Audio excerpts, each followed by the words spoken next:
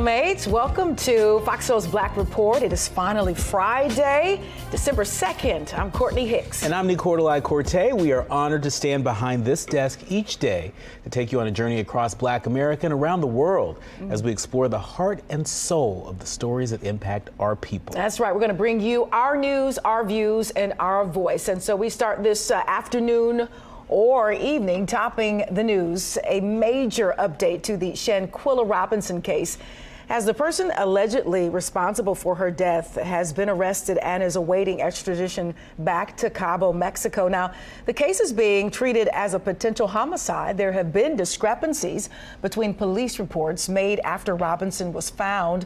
Now, according to investigators, Robinson's friends told authorities she died of alcohol poisoning, but an autopsy report shows she had a broken neck and trauma to her spinal cord. Will continue to follow this story. Turning now to the West Coast, as police in San Francisco get the green light to begin using robots armed with lethal weapons. Military-grade machines rigged with explosives and remotely operated by officers will soon be used during critical incidents where officers might be put in danger. According to city officials, the decision met with harsh criticism by robotics experts who say that there's no good reason to arm a robot and give it the ability to kill, while city officials say it's about keeping officers out of harm's way. This is not the first department in the country to opt for lethal force robots. Dallas Police Department ultimately used a bomb-equipped robot to kill a sniper who shot 5 officers in 2016. The director of the CDC is in hot water after her comments about the anniversary of the Tuskegee syphilis study rubbed many the wrong way. Herschel Walker sparked outrage this week after calling the Tuskegee syphilis study a, quote, sacrifice from Black men. This all comes ahead of a CDC event marking the 50th anniversary of the study's end. Walensky tweeted, quote, "I will be joined by colleagues and public health leaders as we honor the 623 African-American men, their suffering and sacrifice, and our commitment to ethical research and practice." Now, the purpose of the experiment, a little history lesson here, reminder, was to observe the progression of the disease when left untreated, but participants were not informed of this and instead told they were being treated for, quote, bad blood. Penicillin became widely available as a treatment for syphilis by 1943, but researchers refused to administer it. Now, the study ended in 1972 after being exposed by a whistleblower who went to the Associated Press. 128 participants died of syphilis or related complications, while 40 wives were infected and 19 children were born with congenital syphilis due to this experiment. A Starbucks employee is suspended and an investigation is underway after a Maryland woman reported that a racial word was printed as the customer's name on her cup. Monique Pugh says that the incident happened last weekend when she went to grab her usual Starbucks order, and she says she visited the location inside of the Minneapolis Mall and was the only Black person in line at the time the label was printed, which read monkey.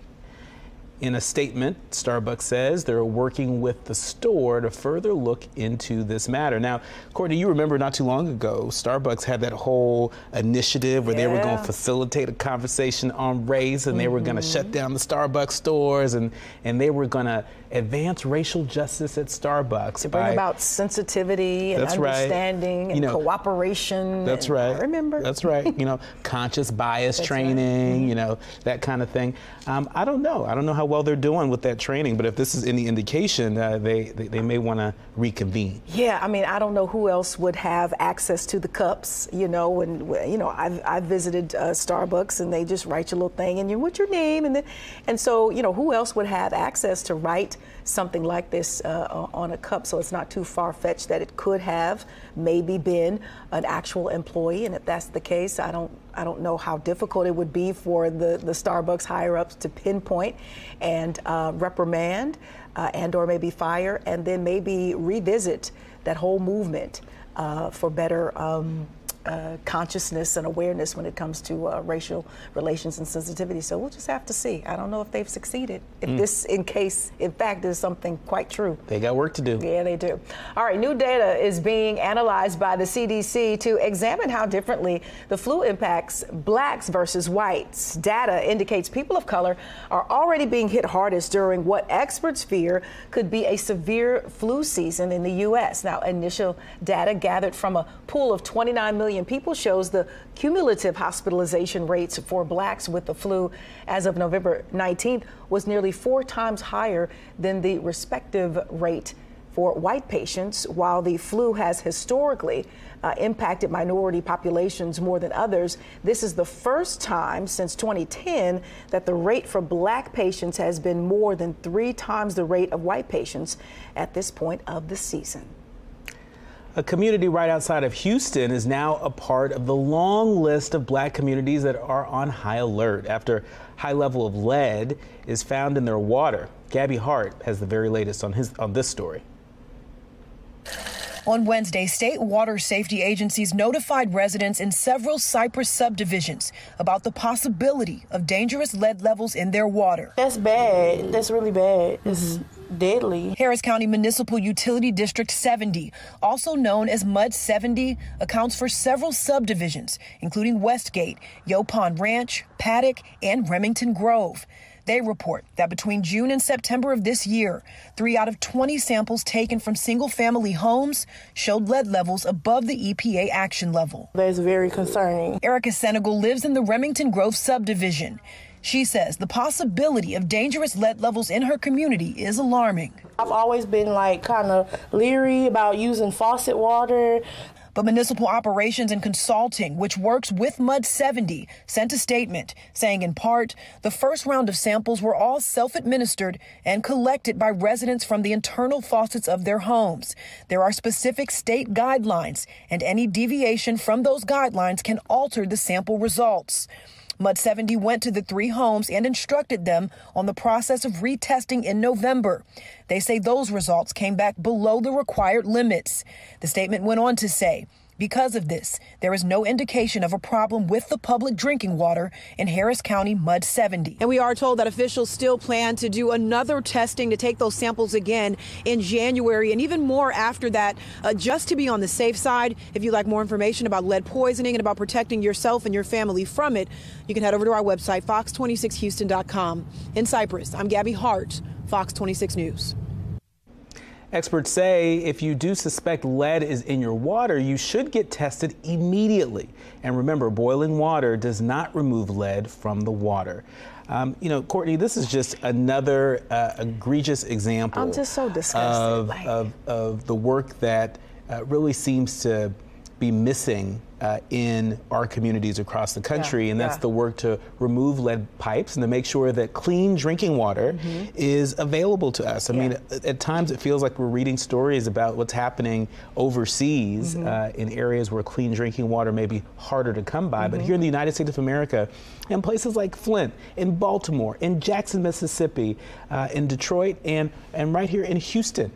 In Houston, Texas, in Harris County, the fact that folks don't have access to clean drinking water should be absolutely alarming to every American. And we have the same list here. I was going to, tap into the same cities. We've been talking about this for weeks now. And what I don't understand is why, if I'm a paying citizen and I pay my water bill, and this is a service that, it should be a right, clean drinking water as far as a necessity is concerned, why has the responsibility of detecting lead, my little common-brained self, I don't have that kind of a scientific background. Why is it my responsibility as a resident, as a consumer, to try to detect lead or to have to prevent me and my family from any type of poisoning? I just don't understand why it has gotten that far. This is what we elect politicians for. This is why folks are in place as executives of utilities and environmental folks. I just don't understand why the burden is on the resident. It blows my mind. Yeah, you're absolutely right, and it is more widespread than I think most people think. it was easy for people to dismiss it as something that was just happening in Flint or happening in you know, one place or the other. But this is more widespread than we think. And you know, that those infrastructure dollars that are pouring in from the federal government, you know, multi-billion-dollar infrastructure investment, we need to make sure that we have clean drinking water, because if we don't, it's a problem. Yeah, and I don't know what that investment really means in black communities if we have unclean drinking water. Indeed.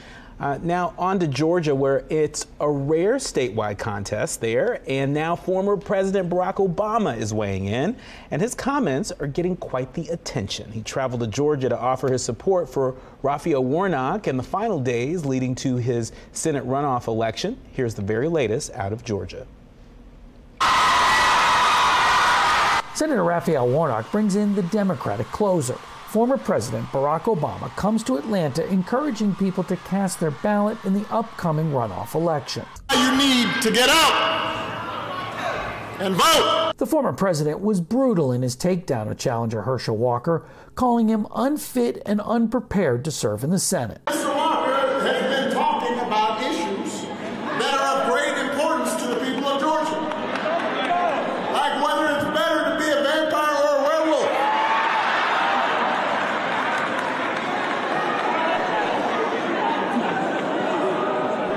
This is a debate that I must confess I once had myself when I was 7. Then I grew up.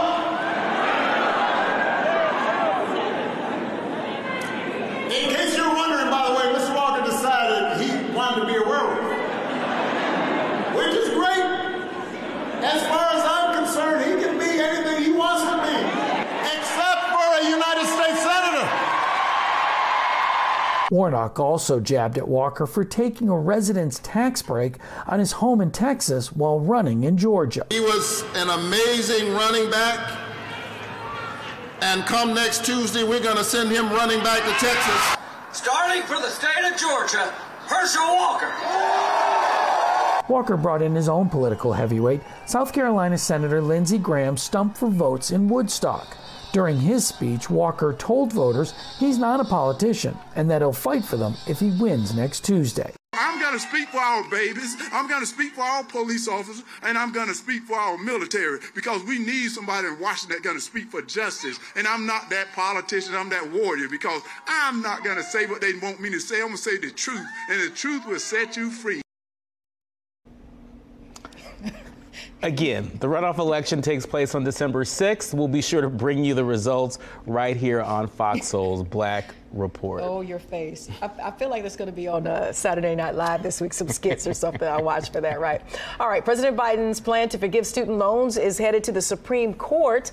The justices plan to hear arguments about the program's legality in February. Now, the program, unfortunately, will remain on hold for now.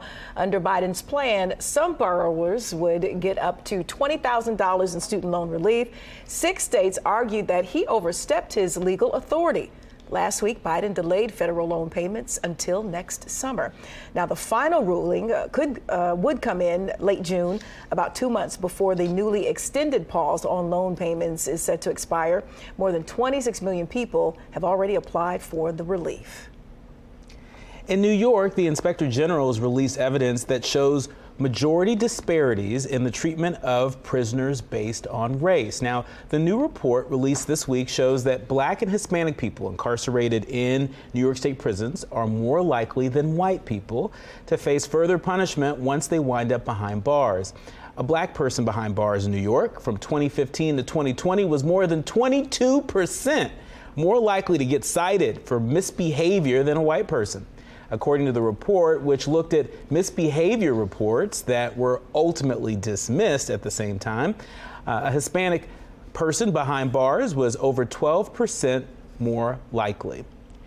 Inspector General Lucy Lang said the state's corrections department has failed to come up with strategies to eliminate the racial disparities for years, but hopes that the release of this study will jumpstart solutions. So it kind of sounds like, you know, for Black folks, even, you know, after, you know, you're sent to jail, the disparities in the criminal justice system continue, even in lockup.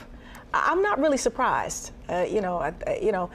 It happens outside of the prison, and I'm not so surprised that it's happening inside the prison as well. I think you're right. I mean, it almost feels like double jeopardy. Yes. Right? You did what you did, and you got sentenced to prison to be held accountable, and while you're there, you're still treated unfairly among other criminals. Huh? How does that work out? Oh my goodness, we got a lot of work to do. We got a lot of work to do, and lots of talk this week as people recognized World AIDS Day. But just in case you missed it, we also celebrated Rosa Parks Day. It's a day commemorating the anniversary of Parks' refusal to give up her seat on a bus to a white passenger in Montgomery, Alabama, 1955. You know the story, or at least you should. Parks' refusal helped spark the Montgomery bus boycott that lasted more than 380 consecutive days and captured the world's attention that many still feel that impacts of her legacy. My father fought for things like this, and it was a shame that when I was a child, we'd have to go from D.C. down south. He always wore his uniform. I never understood it for a long time, because that's the only way we got where we were going safe. This is just an awesome tribute to an awesome woman.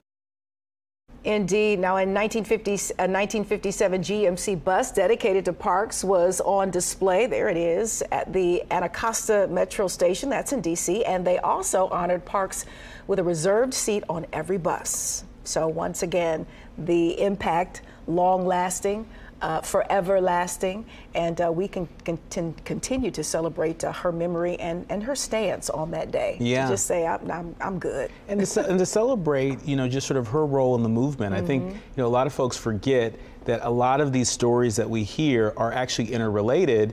And I just learned recently that Emmett Till's murder was a part of what she was thinking about when she made the decision to sit down. I think she had shared that in an interview with Jesse Jackson. And so, it's great to see our leaders lifted up and their legacy continues. Yeah, she had enough. Yeah. Yeah, it's a beautiful thing. Still ahead, major advances have been made in the cure for HIV. We'll tell you the latest breakthrough by scientists. Plus, there's a new leader of the Rat Pack, and we're not talking about Sammy Davis Jr. We will absolutely explain it. Not at all. On the other side. Stay close.